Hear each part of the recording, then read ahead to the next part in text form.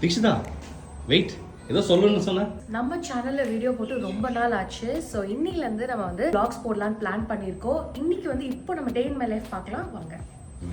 8 o'clock எங்களுக்கு office start ஆயிரும். So நாங்கள் மார்னிங் எப்பயுமே நாங்கள் ஒட்டுக்காக தான் போவோம். இங்கே ஒர்க் பண்ணுற எல்லாத்துக்குமே வந்து பார்த்திங்கன்னா ஆன் கேம்பஸ் ஹவுசிங்.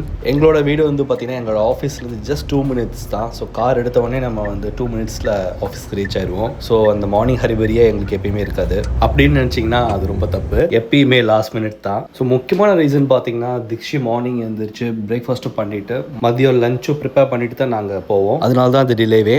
இன்னும் ஒரு மாதம் தான் இந்த கிளைமேட் என்ஜாய் பண்ண முடியும். அதுக்கப்புறம் வந்து சவுதியோட வேலையை காமிச்சிடும். Yes then proper summer start ஆயிரும். ஸோ அது வரைக்கும் let's enjoy this climate. Bye bye.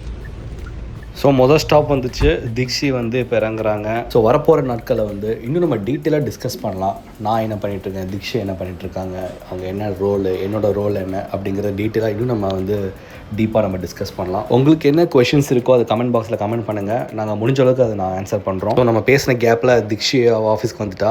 So இதான் வந்து திக்ஷிதாவோட ஆஃபீஸ். திக்ஷிதாவோட ஆஃபீஸில் வந்து ஜஸ்ட் 2 minutesல என்னோட பில்டிங்கும் வந்துடும். இன்றைக்கி நாங்கள் கொஞ்சம் ஏர்லியராக வந்துட்டோம். அதனால் நிறைய பேர் இன்னும் வரல எங்கள் ஆஃபீஸில். நம்ம சப்ஸ்கிரைபர்ஸ் நிறைய பேருக்கு தெரிஞ்சிருந்திருக்கும் நான் வந்து ரிசர்ச் லேப் ஒர்க் பண்ணிகிட்ருக்கேன் அப்படின்னு. அதனால் பர்சனல் ப்ரொடெக்ஷன் ரொம்ப முக்கியம். லேப் கோட், மாஸ்க், க்ளவுஸ் வந்து எப்பயுமே போட்டுட்டு தான் இருக்கணும். என்ன தான் வீட்டில் டெய்லி சாப்பிட்டாலும் அப்பப்போ நாக்குக்கு வந்து வெளி சாப்பாடு கேட்குது. ஸோ அதனால் நானும் திக்ஷியும் அப்புறம் எங்களோட ஃப்ரெண்ட்ஸும் சேர்ந்து நாங்கள் பக்கத்தில் இருக்கிற ரெஸ்டாரண்ட்டுக்கு வந்து நாங்கள் சாப்பிட வந்தோம். விஷுஸ் அதையனால நிறையா வெரைட்டிஸ் இருந்துச்சு. நெய்சோறு, சாம்பார், ரசம், பல வகையான பொரியல் அப்படின்னு ரொம்பவே நல்லா பண்ணியிருந்தாங்க. ஸோ ஃபைனலாக எண்டிங்கில் வந்து பார்த்தீங்கன்னா பாயாசமும் அடப்பிரதமும் வேற கொடுத்துருந்தாங்க. எல்லாத்தையும் ஒரு பிடி பிடிச்சிட்டு உண்ட மயக்கத்தோடவே நாங்கள் ஆஃபீஸ்க்கு போயிட்டோம். இல்லை, வீட்டுக்கு வந்தோம். ஏன்னா தீக்ஷி வந்து ஆஃப்டர்நூனில் இருந்து வீட்டிலே ஒர்க் பண்ணுறேன்னு சொன்னால்.